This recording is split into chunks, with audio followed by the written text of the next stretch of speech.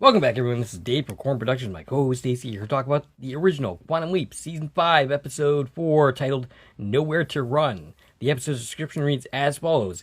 As a W amputee Vietnam veteran, Sam must prevent the suicide of a fellow hospital patient. The episode was written by Tommy Thompson. He last wrote Moments to Live. This is his first effort this season, but he will be quite busy during the course of the season. He also served as a supervising producer for the season. The episode was directed by Alan J. Levi. He directed the previous episode. His final effort will be both his and Tommy Thompson's last effort on the series, Blood Moon. And we already know how, we kind of get the idea of how we feel about that episode. The episode takes place on October 10th, 1968, and originally aired on October 6th, 1992. Before going any further, I'll tell you a couple of things. One, this is asked for a free podcast, so if you haven't watched the episode, I highly recommend you go and check it out and then give us a listen. Secondly, if you're listening on one of the platforms this podcast is now available on, please follow, and feel free to check out my YouTube channel, Corn Productions, where additional content can be discovered, both Quantum Leap related and otherwise. If you're already on our YouTube channel, please like, share, and comment, and subscribe to the channel. Alright, shout-outs this week.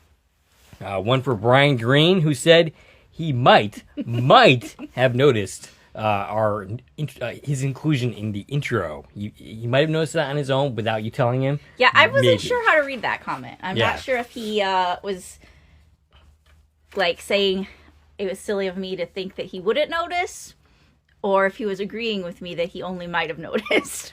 I mean, to be fair, when he does listen, he doesn't necessarily watch the intro. Right. And he could also just be, putting it on and doing other things and listening to us. Or he could just not be listening to us at all. One of the others. But, I guess the fact that it's in, the first 2 seconds of the video probably helps. Yeah, absolutely. Mimi Gallup suggested that in The Leap Back, Donna references, they talk about how Sam might have hurt her by Sam's actions. Now, her comment here is basically saying, how would she know that stuff if there wasn't some type of monitoring system? You wouldn't figure that Al is going to run to, Donna and be like, hey, guess what Sam did? Al doesn't seem like that kind of guy to do that.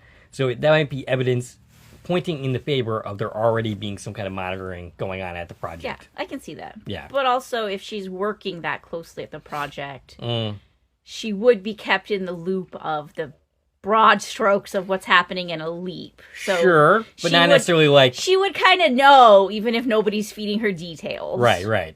I guess my point is that she wouldn't necessarily know that, Sam is sleeping with other women. I don't think they'd necessarily be telling her that. No, to be fair, he's only actually slept with a couple women. Right, that's fair. Yeah. Most of the time, he's avoiding that at most cost. Mm-hmm. All right. He's only actually fallen in love a few times. Only a few. All right, so Stacie, your thoughts on this week's episode?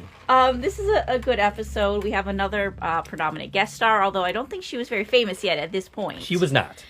This is pre-Friends. Yeah, so this is one of those occasions where it's just a happy accident that they end up being an awesome guest star now that we're in the future. Yeah, this might seem like stunt casting, but it's really not. Right. Yeah.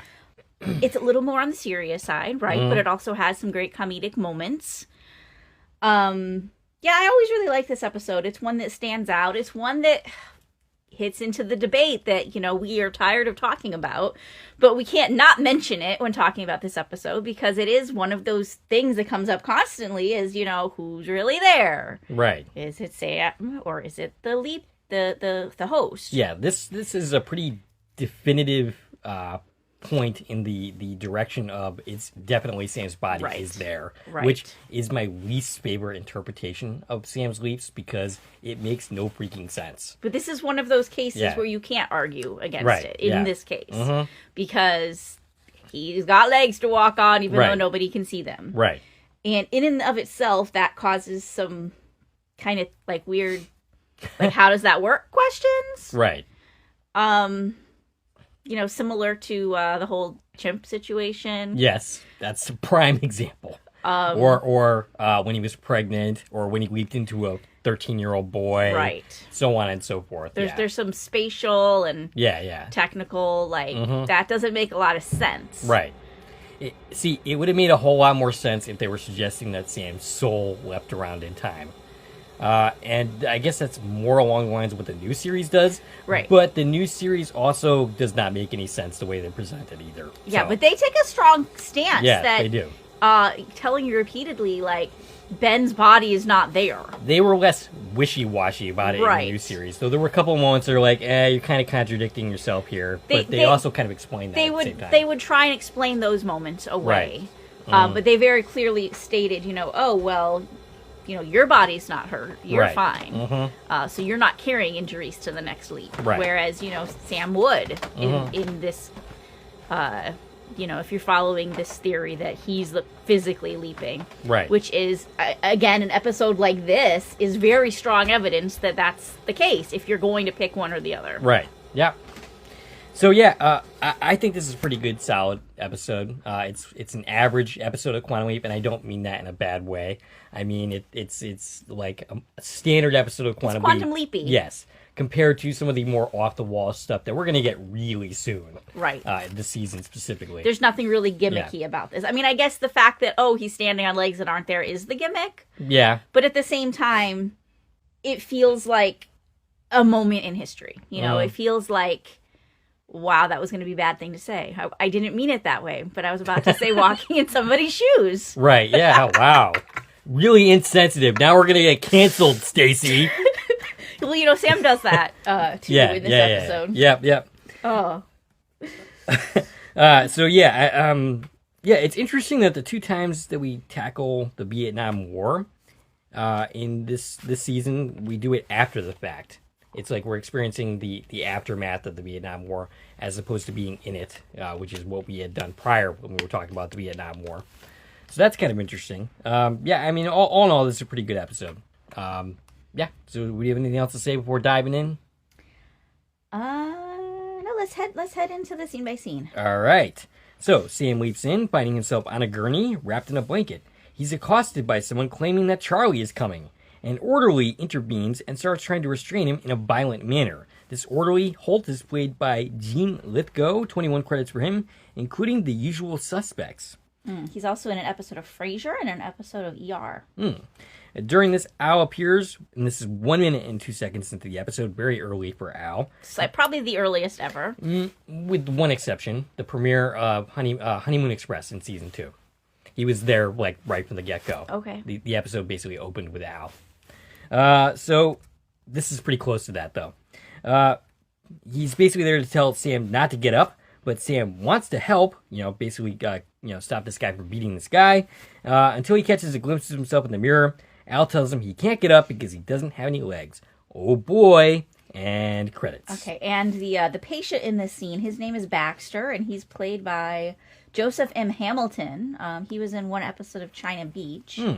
And you know what I find really crazy about this intro? And I get the way we did it and the way we presented it to Sam and the way we find out he doesn't have any legs and the way that was, the hook from last week's outro. Why are they leaving this patient in the hallway staring at a mirror? He's in intake. Right. So this is still a very fresh situation for him. I mean, he's already gone through, like, healing in, was it Tokyo? So this is, like, his second hospital. But still, like, he's adapting to this, right? This is a new thing in his life still, dealing with the fact that he doesn't have any legs. So let's leave him on a hallway directly under a mirror where all he can do is stare at the space where his legs are supposed to be. Not very sensitive, I'll grant you that. And this tells me why this hospital has the problems that it has. Right. Which is what this episode's about. Right, yes. Because, like, that seemed like a very terrible idea to leave him literally underneath a mirror. All right, so after the credits, Al and Sam watch as Holt drags the patient off. Sam asks the question, where is he?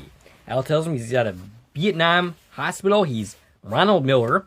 He doesn't know why he's there, but Al figured he better get there quick, as it would be pretty strange if a guy without legs started walking around. Al goes back to get more information, and Sam meets Kiki, who is volunteering at the hospital because her brother is MIA. Kiki is played by Jennifer Aniston of Friends fame. She has 69 credits in total, including Bruce Almighty, Horrible Bosses, and Cake. She also was in 2 episodes of Herman's Head, the movie Mother's Day. which, we could cover for Mother's Day if we wanted to. That's what I thought of when I saw that credit, because that's our thing right now. Right, Apparently, yeah. is we're covering holidays, so be prepared for that, guys, coming up. And I was kind of astonished to see there's 235 episodes of Friends. No, I knew that. That's a big number. It went on for quite a long time. I think it was I like knew 10 there were a seasons. lot, but Yeah. 235. Yeah, that's a lot of episodes. That's a lot. It's definitely a lot compared to most television shows, for sure. Yeah. So, she offers Sam some juice. Sam accepts and finds that he currently is in check-in. He gets called in to have a conversation as part of the intake process with Commander James Lustig, who asks... Hardig. His name is Hardig. Hardig? Okay. Not sure where I got that from, but... I don't know. He asks him how he feels about losing his legs. And the commander is played by Norman Snow, 33 credits for him, including The Last Starfighter, an episode of Star Trek The Next Generation, and Manhunter. He also was in 16 episodes of Days of Our Lives and 1 episode of Beverly Hills 90210. And he died on November 28th, 2020 at the age of 72. Sam asks, how would he feel? It's kind of a rhetorical question for Sam, as he hasn't actually had his legs blown off, so he's not really sure how he's supposed to feel in this moment. But the commander reads this as kind of hostility. He gently reminds Sam that he isn't the enemy. The commander declares him a lucky man. Sam is skeptical, but the commander goes on to say the survival rate in World War I was 71%, now it's 85%. Sam asks, what happens now? The commander says the healing part was done in Tokyo. Here the job is to make him functional to live a relatively normal life. And Sam repeats the phrase with skepticism. The commander says he knows he's questioning things right now, but he thinks he will find that the price was worth paying. Sam is not so sure about that. Yeah, I doubt that Ronnie would think it was worth paying. No, I doubt it either. Hardwick is his name, right? Hardig. Hardig, okay. Calls for a wheelchair and then tells Sam that although he's looking for someone to blame, he won't find that person there. And he thinks things will look better when his wife arrives. He'll be notified as soon as she arrives. Hardig tells him that he would be surprised what a person can do when they have to. And this is a very important line, yes, because it will be repeated later. Kiki pushes Sam down the hallway in the wheelchair. They bond and talk about his wife. She takes his palm to read. She notes that she has never seen a lifeline as long as this one. And this is kind of hinting that she's seen Sam's lifeline and not Ronald Miller's. Enough for 10 people. She tells him he's there to help someone. Sam takes her seriously and asks who. She can't tell, but the person is close. He's in a lot of pain, but he isn't bitter. He's a searcher for truth. Sam, smiling, asks if she sees all of that in his palms. And she says, not all of it. So we're getting this connection between Sam and Kiki. Mm-hmm. And this is another one of those instances where it's like, but she hasn't actually met Ronnie. Yes.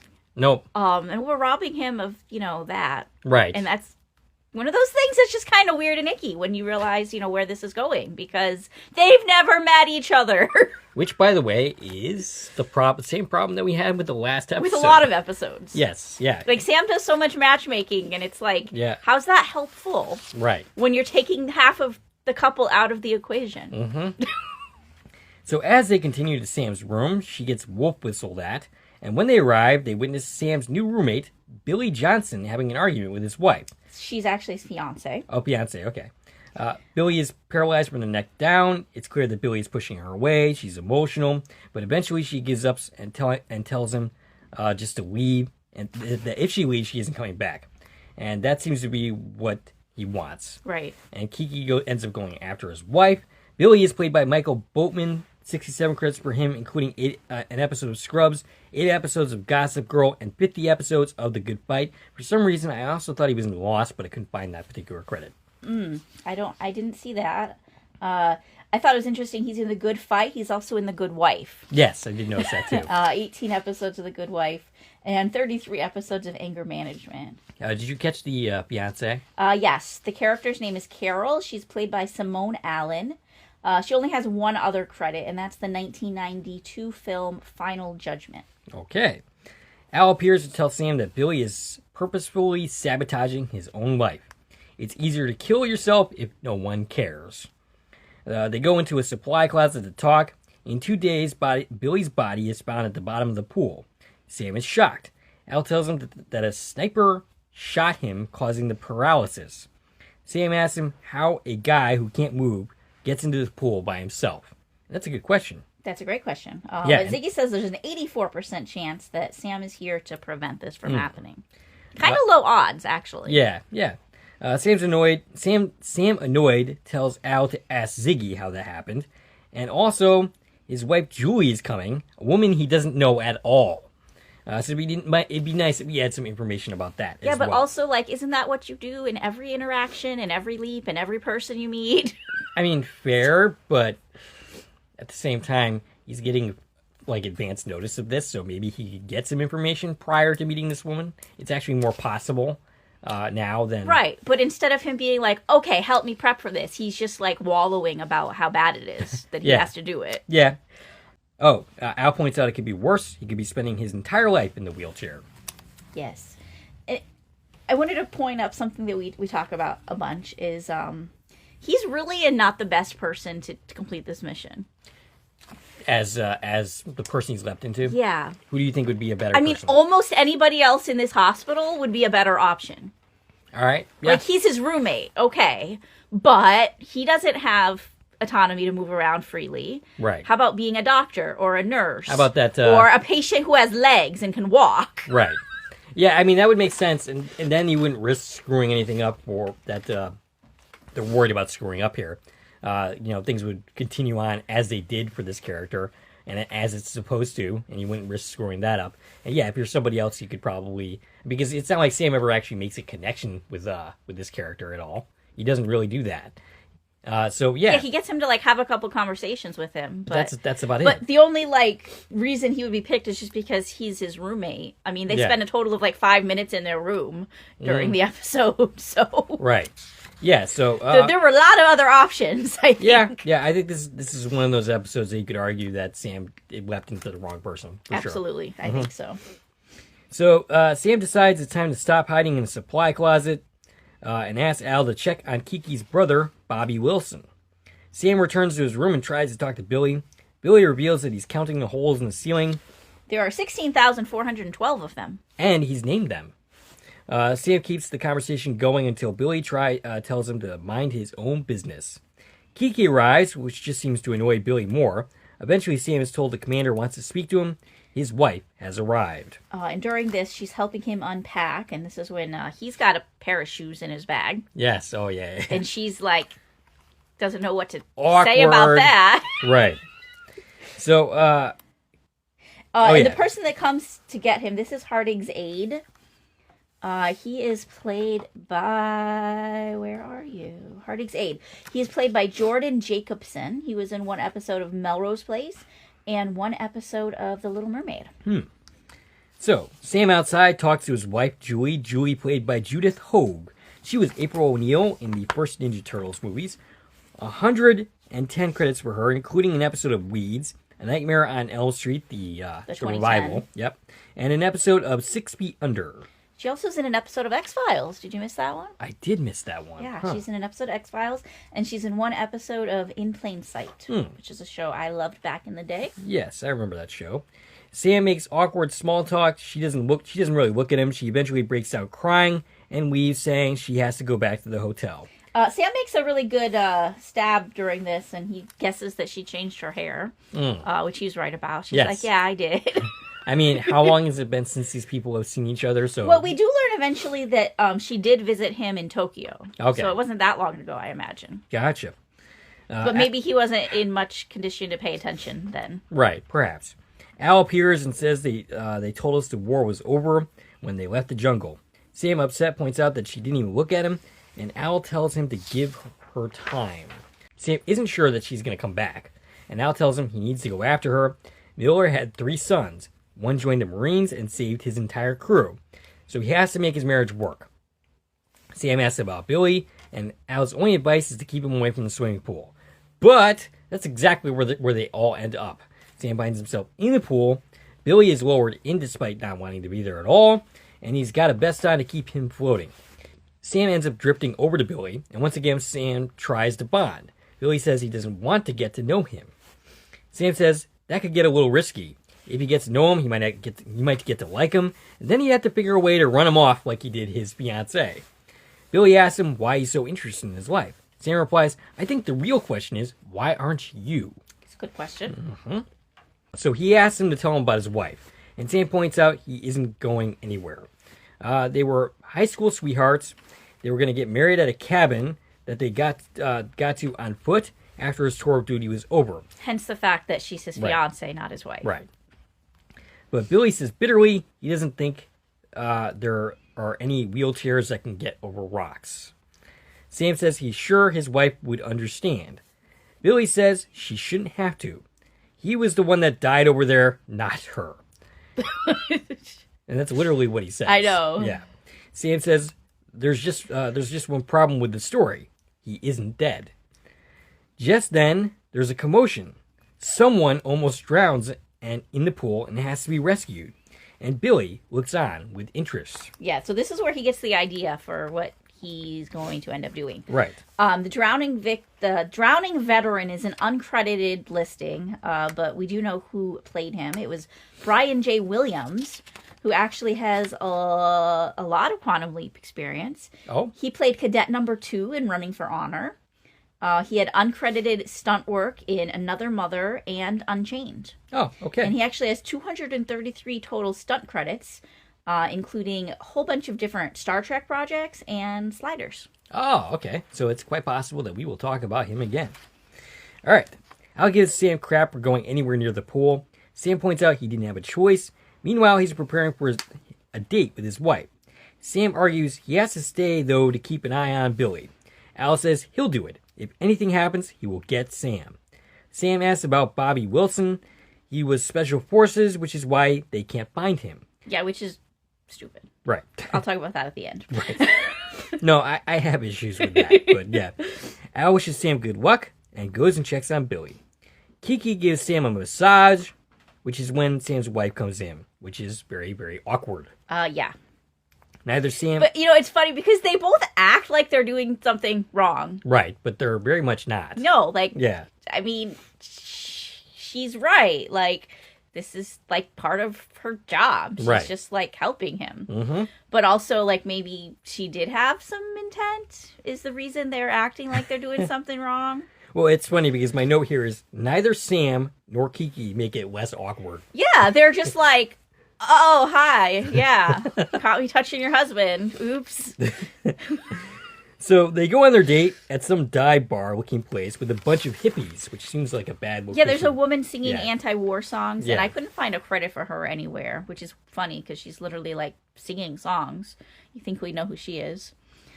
But yeah, it's a very hippie bar, right? So there's some awkwardness that, Sam comes in dressed in uniform. Right. And Carol's or not Carol, what's her name? Julie. She's like, maybe we should find somewhere else to go. Right. She realizes how weird this is. Right.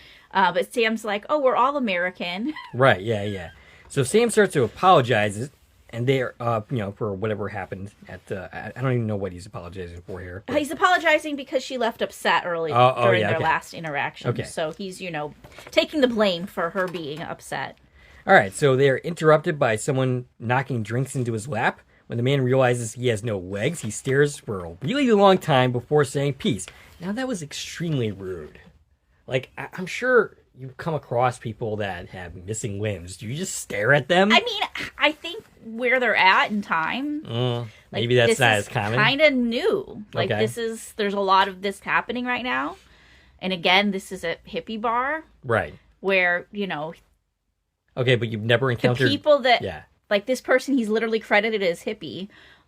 He's never encountered a disabled person in his entire life. He wasn't expecting it. And then when he saw it, he, didn't know how to react. It took him off guard, right? Yeah. If I reacted like this... I think the whole point is it's trying to show, these are the type of interactions that veterans have to deal with. Especially, then, right at the end of the war. And things are just weird. And it's Right. playing into, the same thing that that Billy is going to be going through. The type of thing that he just doesn't want to live this life. Right. And I think it's just kind of focusing on that, And I think it's more likely you're going to have, like, kids stare at you and stuff than grown-ups. Yeah, exactly. But, I mean, I'm sure it happens. I'm sure. So the hippie was played by David Marshall. He was in 2 episodes of Star Trek Voyager. Oh, okay. I think it's 2 different characters. Oh, yeah? All right, so Sam starts talking about, having children and raising a family. Because, remember, he got the information that Ronnie's supposed to go on and have 3 kids. Right. But this whole conversation throws Julie off. Yeah, and she ends up having to leave to go to the bathroom. Al talks to Billy, who can't hear him, of course. He says, it's okay to be angry. They didn't start the war, they just fought it. He tells him, he bets he thinks that no one cares, but that's not true. Al does, and Sam does, and whoever is leaping them around in time does. A very valid point. Yes. And you're important for some reason that this project picked you. Right. And he tells him about the wall, that there's going to be a wall, and that there's going to be a bunch of casualties on it. He tells him not to add another one to it.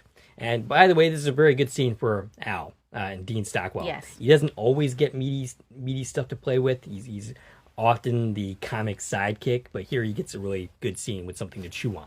And as usual, Dean Stockwell knocks it completely out of the park. So Kiki enters with a surprise, and it's an electric wheelchair.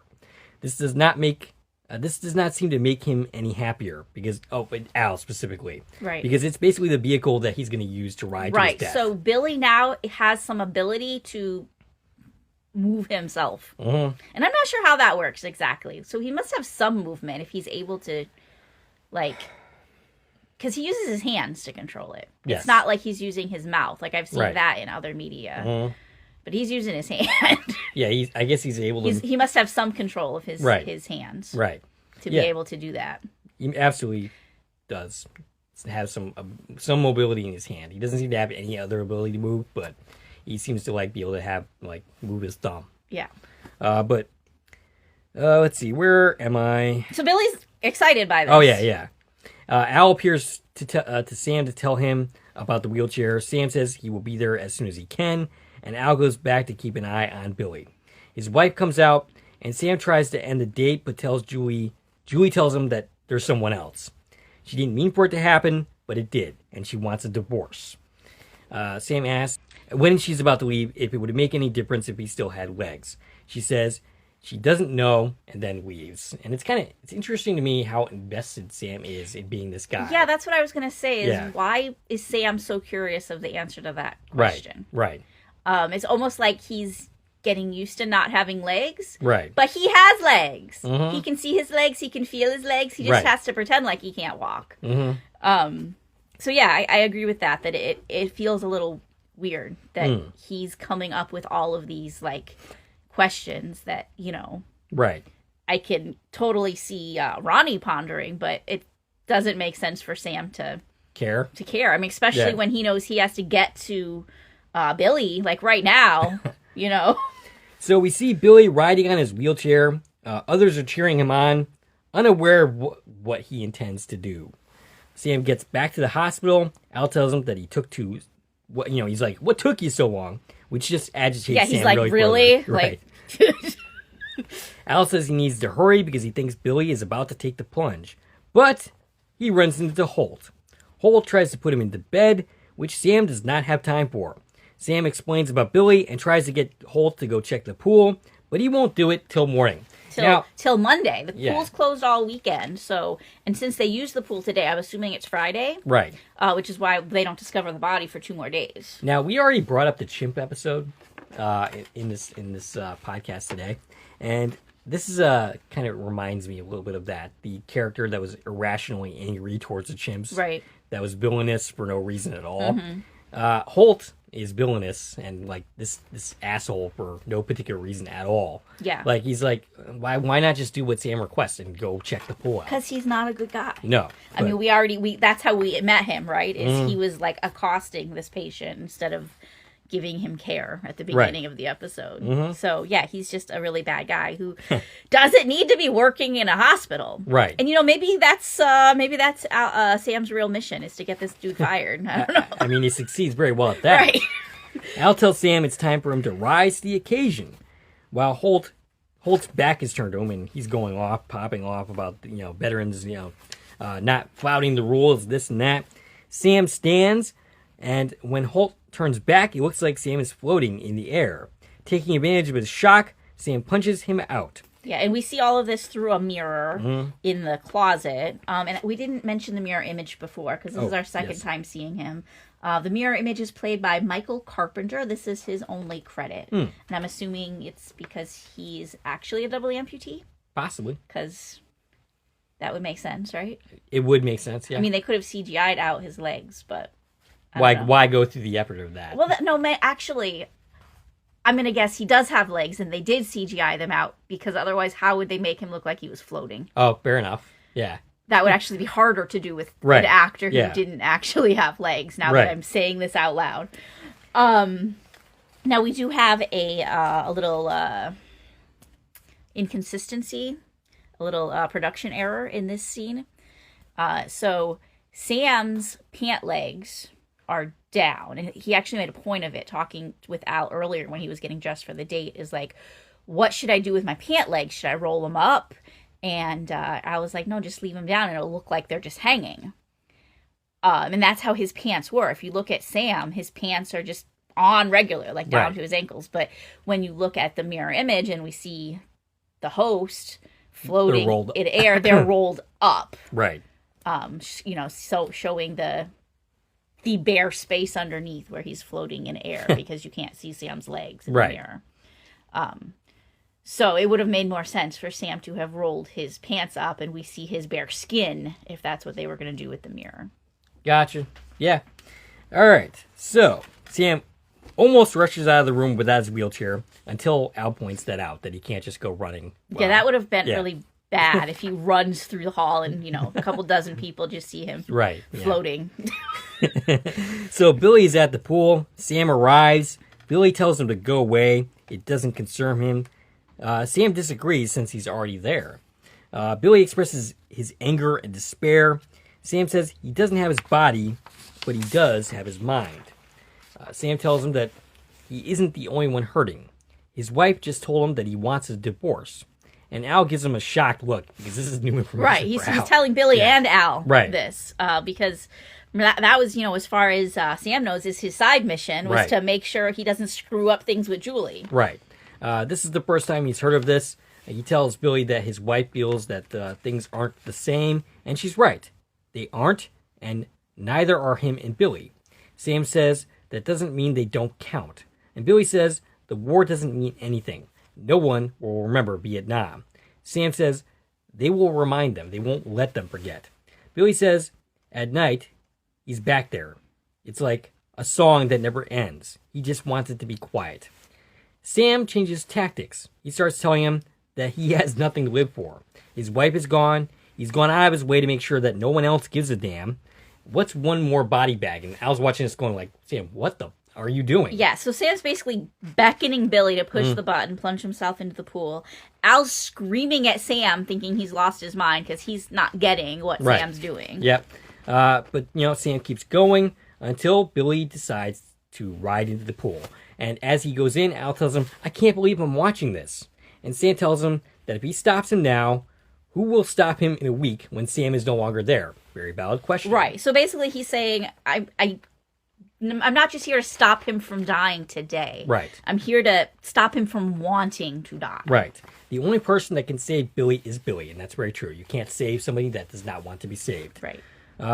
Which, again, is something that, has come up in a few Quantum Leap episodes where he's prevented people from killing themselves. Right. And that's the question is, well, how does that help them long term? Right. Exactly. That Billy will never be able to face life until he faces death. And they watch and wait. And Al finally gets it, asks him if he's been, if he's been down there long enough. And Sam says he hopes so, and he dives into the pool. They both come up, while Billy, who's grasping for air, is begging to be For help. helped. Yes. Yeah. And I really like Sam's tactic here. It's not a typical Sam Beckett tactic, but it's a really effective and good one in the situation. I basically agree with everything that happened in the scene. So later, the commander is talking to Sam at the pool, who's impressed that Sam was able to pull Billy out with just his arms, and Sam replies that you'd be surprised what someone can do when they have to, echoing the commander's previous words and drawing a surprised look from the commander. Right, quoting him to himself. Right, and and basically showing like, hey, look, I've grown, which is all well and good and everything, but this should be Billy's journey, not Sam's or Ronald's. I'm sorry, Ronald's journey. Like, this should be the journey that Ronald is taking. Yeah, except Ronald's not going to remember any of this. Right. So he hasn't experienced He's never even met Billy. Right. So, just then, Holt arrives, looking crazy, telling him, hey, Sam can walk. And then basically goes on this long rant and gets himself dragged away. The commander says that some people can't handle the pressure, and he takes his leave of Sam. He tells Al that he blew it with his wife. Al checks, and apparently everything is the same with his kids. Kiki enters, and Al says he never bothered to check the mother's name. Why the hell not Al? This is another example of Al being really bad at his job. Right, and not only Al, but Ziggy. Yes, yeah. Because when we first met Ronnie, when we were like, hey, let's talk about the wife we're about to meet. Right. When the information comes across the hand link that he's going to have 3 kids... Like, this feels like a pretty important fact that he gets divorced and remarries. Right. You'd think that had been, like, just right there in the basic description of this dude's life. Right. Yeah, you would think so. So I think it's really ridiculous that we're like, oh, we never noticed that, he gets divorced and remarried and those kids have a different mother. Right.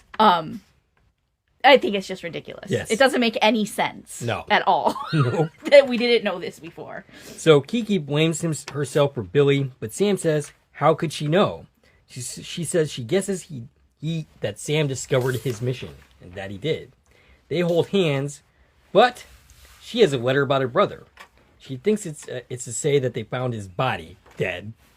She gives it to Sam because she can't bring herself to read it herself. He checks with Al, but he's clueless. He shouldn't be. He should know the answer to this question, but he doesn't. Kiki tears up and asks, what is she going to do now? Sam suggests that she can cry, and then she can go home and make a cake, because her brother is coming home. Al celebrates, Kiki and Sam embrace, and Sam says, yeah, he's coming home, with extra emotional meaning, and then he leaps. And that is where the episode ends. And he leaps not home. No, he does not leap home. Sad for Sam. He leaps into Killing Time. Yes, a fan favorite episode. Leon Styles. So that'll be fun to talk about. Absolutely. Okay, so first thing I want to say is we're in this scene. Talks to Hardig. And Hardig's like, do you want me to help you back to your room? And he's like, no, I'm just going to stay here for a while. Right. Why is he allowed to just stay here by himself at the pool? Right. The pool that is closed. Now, and someone just tried to kill themselves. Exactly. And he's, in a wheelchair. Right. And on that note, how the frick did Billy get in the first place? The pool that's closed isn't locked? I guess not. It's just like anybody can walk in here? Right. It's closed, but you can still go in there. And like a patient just tried killing himself, but you're going to let this other patient just kind of hang out here by himself? Right. Who also is wet because he was in the pool. We're not going to force him to go back to his room and put dry clothes on and, put him to bed. Nope. It's like, you want to stay here? Cool. Have fun. Right. Hey, you want to go for a swim? Go for it. I thought it was really ridiculous that we just stayed in the pool by ourselves for this scene, and the commander was cool with it. So, if Sam decided to unalive himself at this moment, what kind of trouble do you think the commander would be in? Well, none, because he's the commander. Right. They just covered it up. Oh, yeah, fair enough. All right. Ridiculous. Yeah. I mean, there are problems with this episode, clearly. I feel like this whole scene would have been better if Kiki came to bring him back to his room. And they do this whole conversation, on the way to the room or, in a quiet corner of the hall together on the way to the room. You know what I mean? Yeah, I hear you. Instead of I'm just going to stay here. I have some authority to make that decision. Right. Well, I mean, Holt's no longer there to, be mean for no reason at all, so. And, you were talking about, the character of Holt and how, he's similar to other characters. It also reminds me of the really terrible guy in Shock Theater. Oh, yes. Similar type of employee, Right, who's yeah. just mean and cruel to patients for zero reason. I'm just kind of curious how people like that keep their jobs. Well, In the case of Butch, that was like in the 50s. that was the 50s. This is the 60s. It's not that much later. I guess, but still. I think it's part of the message is, history sucks. Mm-hmm. Healthcare was worse Well, that's a really 50 inspiring. years ago. That's a really 60 inspiring years message. ago. I'm glad I watched this Quantum Leap episode to discover that truth. I do think that's part of their message, Yeah. is Mm. things just were bad everywhere. And not that they're all better now, but some things are better now. Some things are better. Some things not so much there's now. some what's the word I'm looking Progression? for? I was going to say specifically to like jobs and what's the word I'm trying to say? I don't know, like- because I don't even know what you're trying to say. Like who gets hired for jobs? Like Oh, there's yeah, more yeah. like more scrutiny, more standards. Right. Like you can't just be anybody and get hired for any job. I mean, I've been in hospitals where nurses weren't exactly very nice. So, but it's they're not probably not like actively beating the patients in the hallway. no, that's fair. I didn't get beaten in any hallways. But yeah, I see what your point there. So yeah, that was that episode. Next episode, I think we're doing that next week. Is Killing Time. That's pretty much a fan favorite episode. I'm right there with him. I think it's a great episode. It's a great episode. It has its problems, some logic problems. They all do. Yes, yeah. But the more we talk about Quantum Leap, the more Right. problems it has. but I mean that's kind of the fun is revisiting and doing any kind of television show is picking apart a little bit. Right. So, but yeah. Anything else to say? We talked about how ridiculous it is that we didn't know he's supposed to end up with Kiki. Yes. Because this isn't something Sam changed. This is original history. They were going to end up together anyways. Yes. Both Ziggy and Al doing a terrible job per usual. But, like, in the same note, and you mentioned it a little bit, but, like, how do we not know the brother's alive? Well, yeah, exactly. Yeah. Okay, he's Special Forces. Gotcha. So maybe you don't know, like, the rest of his career. You could certainly know things about his But life. we should know he's alive. Right. Like, did they change his name? Is he in Witsec when he came back? Like, why do you not know he's alive? Right. Yeah. Yeah. Al should not be sitting there cluelessly like, I don't know And what's even going if it on. is special ops stuff, like, aren't they a secret military operation that has access to other military secrets? Well, yeah, that's the other thing is like Ziggy has been able to do Ziggy things like that should in the past. know. Yeah. Yeah. All of the government secrets, because that's the whole point of Ziggy. Ziggy is not Google. Maybe Ziggy withheld that information on purpose to keep Al in suspense because it was about to get revealed, and he wanted to keep Al in the dark so that he could celebrate when he found out the good news. I think this is just more evidence that Ziggy sucks. Yeah. Ziggy's pretty terrible. Like, the Yeah. more we look at, Ziggy really doesn't do a great job. No. Ever. Not in the old series, and certainly not in the new series for sure. He's worse in the new series, but definitely bad in the old series as well. I've got 2 more credits. Somewhere in this episode, there is a veteran. I mean, take your pick of who that might have been. Right. Veteran is played by David McSwain. He was in 1 episode of Northern Exposure and 1 episode of ER. Okay. And there is an uncredited listing on IMDb for Young Nurse, played by Kendra Booth. And she was in 1 episode of Full House and 2 episodes of Growing Pains. Oh, sweet. All right. And that's all I've got for Nowhere to Run. Okay. So next week we got Killing Time, and we're also, of course, covering Under the Dome Season 1 at the same time. We're revisiting that series. And we got Groundhog Day coming up, the movie, and some other surprises. That'll be next week. Yes. Yep.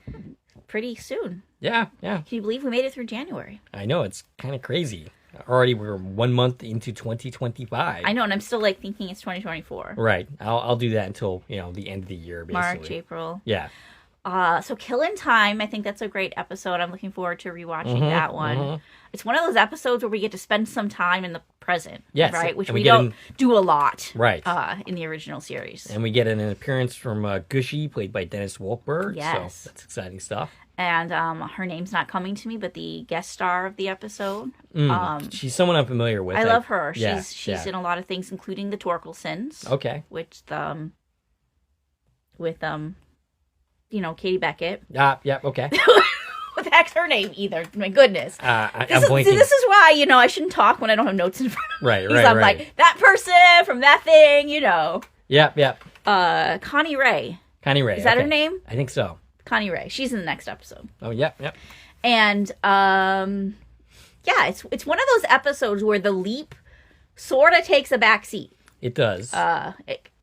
As far as original Quantum Leap episodes go. But at the same leap time, itself is just taking place in this one room. It's kind of a bottle leap, Yeah. The whole thing is just Sam with this woman and her daughter in one room. The police are outside, but it's a very like small focus story. It does what the new series struggled to do a lot of, right, which was to meld those two things exactly. together. And then we spent a lot of time in the present, which was kind of a novel idea for Quantum Leap. Oh yeah, absolutely. It's another season 5 gimmick, I think, that we're like, oh, look at this. Somebody escaped the project, and we're gonna not only go to the future, the present, but we're gonna leave the project. We're gonna see what is outside of this room at Quantum Leap. So when I said we're gonna go to the off the wall episodes real soon, I mean like next episode. Yeah. Like we get that episode. We're gonna get the 1993 version of the year. I don't know, what are we, 2000 or 2001 at this point? Yeah, something like that. And it's very futuristic. It's one of those futures that never happened. Didn't pan out. And then we got UFOs and aliens next episode after that. And then I think we're getting into the Evil Leaper stuff. Yes, we're going to go to Evil Leapers. And then the trilogy, my favorite. That's coming up really soon. So I can't wait to talk about all of those things. Again, I love this season. It's crazy and kooky, but I'm here for it. Right. Yeah. I love, because it's all memorable. All of these crazy episodes are memorable. They don't just get kind of lost in the shuffle. Like a lot of season 3 and 4 episodes, I'm like, what episode was that? Right. Because they just don't stand out. These ones, even if they're not good ones, like Blood Moon, you remember them. They stand out. Right. Yeah, absolutely.